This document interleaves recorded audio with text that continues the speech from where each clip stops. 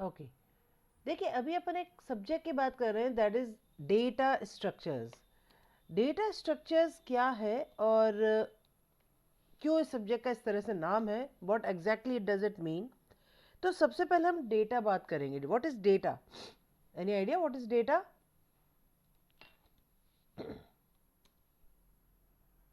What is a computer system? Computer का main काम क्या है?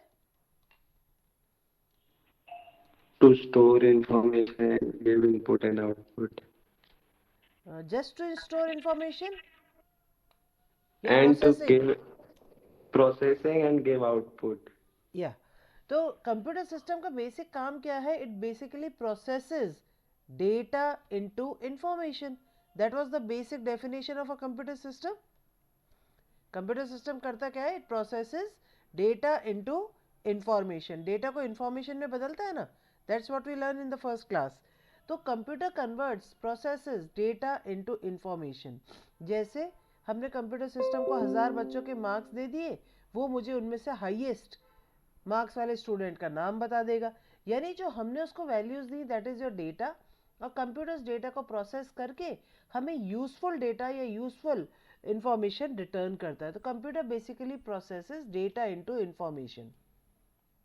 That is the basic definition of the computer. और डेटा का मतलब क्या है? Data is basically raw facts and figures known to us. मतलब किसी भी चीज़ के बारे में जो भी अपने को बेसिक जानकारी है, रॉ फैक्ट्स एंड फिगर्स, वो आपका क्या कहलाता है? डेटा। यानी अगर मुझे स्टूडेंट के बारे में जो कुछ भी पता है, वो सब क्या कहलाएगा? डेटा। लेकिन मेरे काम का क्या है? उसका नेम, उसका एड्रेस, उसके मार्क्स, तो that will be information for me. तो data is raw facts and figures and information is basically useful data. ठीक है, तो अब आप ये देखिए कि कंप्यूटर सिस्टम की बेसिक डेफिनेशन ही क्या है? डेटा को इंफॉर्मेशन में कन्वर्ट करना। यानी कंप्यूटर को क्या चाहिए? डेटा। और इनफैक्ट आज का जो युग है उसको यही कहा जाता है, ये डेटा का युग है। Everything is based on data, what ever, चाहे वो एआई हो, चाहे वो मशीन लर्निंग हो, कुछ भी हो, वो सब किस पर बेस्ड है? डेटा के ऊपर। So data plays a very important role. अब डेटा जो है, डेटा को कंप्यूटर सिस्टम को प्रोसेस करना है, ठीक है। अब फिर वही वाली बात कि मान लीजिए मुझे 5 लोगों में से हाईएस्ट मार्क्स वाले स्टूडेंट का नाम चाहिए, या मुझे हाईएस्ट मार्क्स पता करने। अब मेरे पास 5 सब्जेक्ट के मार्क्स है, एक मार्क्स इधर रखे हुए, एक मार्क्स इधर रखे हुए, एक मार्क्स इधर रखे हुए, एक मार्क्स इधर रखे हुए, एक मार्क्स इधर रखे हुए। ठीक है, तो मुझे इनमें से हाईएस्ट निकालना है। वहीं अगर मैं जो 5 स्टूडेंट्स के मार्क्स हैं वो मुझे मेमोरी में ऐसे मिल जाएं,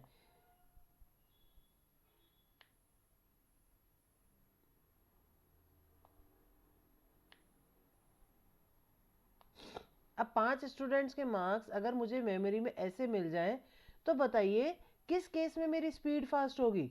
जब मार्क्स ऐसे अलग अलग मेमोरी में पड़े हुए हो, या मार्क्स मेमोरी में इस तरह से लगातार पड़े हुए हो, किस केस में मेरी स्पीड फास्ट होगी?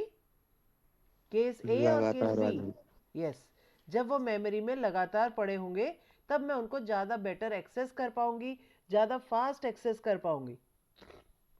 सीधी सी बात है, डेटा किस तरह से स्टोर्ड है इस पर डिपेंड कर रहा है कि हमारी स्पीड क्या होगी, उसको यूज़ करने की स्पीड क्या होगी। That is the importance of this subject, that is data structure. तो डेटा स्ट्रक्चर नाम से ही पता पड़ रहा है, डेटा स्ट्रक्चर क्या है? It provides, it discusses, it tells you different structures to store your data, कि आप अपने डेटा को कैसे स्टोर कर सकते हो, किस तरह से स्टोर कर सकते हो।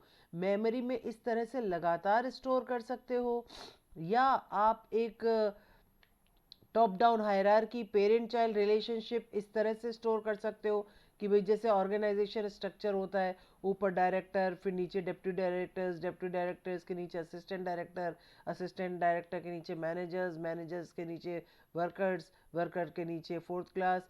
तो ये एक हायरार्की होती है। तो हम अपने डेटा को इस हायरार्की में स्टोर करना चाहते हैं, या हम अपने डेटा को इस तरह से लगातार स्टोर करना चाहते हैं, या हम अपने डेटा को एनी रैंडम कनेक्शन के रूप में स्टोर करना चाहते हैं।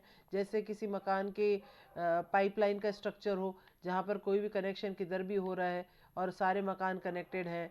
तो अगर हम इस किस तरह से अपने डेटा को स्टोर करना चाहते हैं, उस पर डिपेंड करता है कि हमारे डेटा की एक्सेस स्पीड क्या होगी, सॉरी, हमारे डेटा की एक्सेस स्पीड क्या होगी और डेटा को हम किस तरह से काम में ले सकते हैं।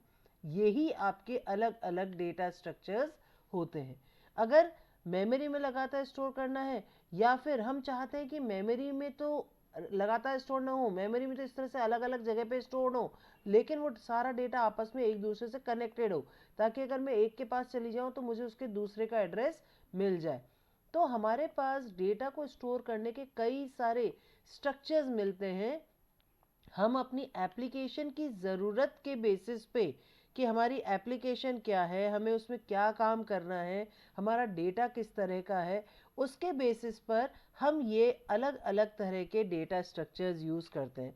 This is basically array which is the first data structure जिसके अपन ने बात की थी।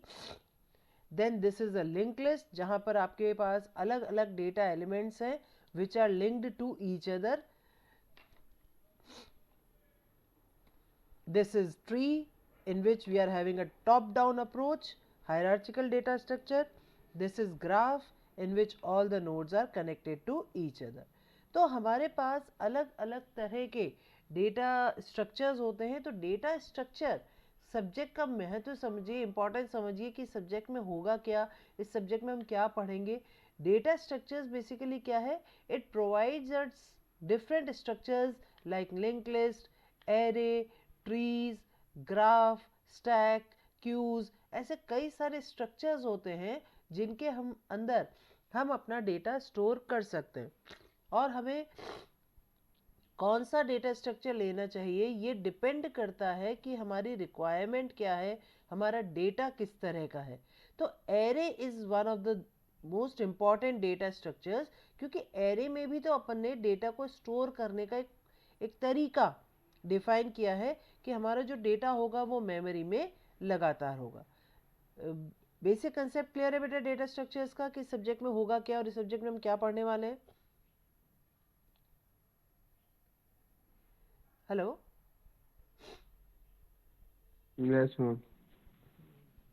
तो डेटा स्ट्रक्चर्स में बेसिकली हम डेटा को स्टोर करने के अलग अलग तरीके देखते हैं। तो कोई सा भी डेटा स्ट्रक्चर हो उसमें हमें एक बेसिक ऑपरेशंस ही करनी है। लाइक सबसे पहले हम उस डेटा स्ट्रक्चर को क्रिएट करेंगे, ठीक है। क्रिएट कर लिया, उसके बाद हम उसको डिस्प्ले करेंगे, यानी उसका आउटपुट देखेंगे। फिर हम उसमें से कुछ भी सर्च करना चाह सकते हैं।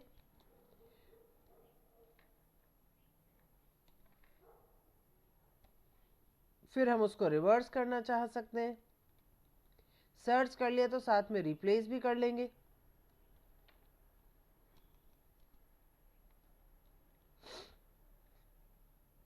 उसको रिवर्स कर लिया, फिर उसमें से अगर मुझे कोई एलिमेंट डिलीट करना हो तो डिलीशन, फिर अगर उसमें मुझे कोई नया एलिमेंट इंसर्ट करना हो तो इंसर्शन।